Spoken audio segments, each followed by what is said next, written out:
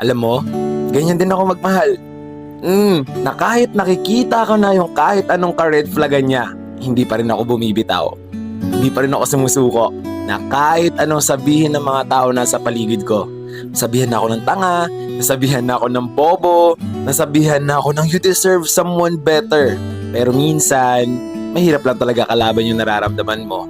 Lalo na kapag gustong gusto mo talaga isang tao. Yung dadahilan mo lang, hayaan mo na. Lilipas din yan. Makikita niya rin siguro yung worth ko. Balang araw makikita niya rin lahat ng mga ginagawa ko para sa kanya. Pero alam mo, hindi rin naman nag-work lahat ng mga yon. Tapos ang ending, ako lang yung nasaktan. Ganun pala talaga no? Kapag nagmamahal tayo, kahit na alam naman nating sasaktan tayo or masasaktan tayo ng taong yon, lumalaban pa rin tayo. Ginugo pa rin natin. Mahirap naman kasi talaga hindi pagbigyan yung mga sarili natin sa mga bagay na alam nating ikakasaya natin. So ikaw kung pakiramdam mo tanga ka, magpakatanga ka lang. Sige lang, kasi balang araw sigurado ako, mapapagod ka din. Matatauhan ka, ang mahalaga, wala kang pagsisisihan. Dahil ginawa mo lahat ng kaya mong gawin para sa taong mahal mo hanggang dulo.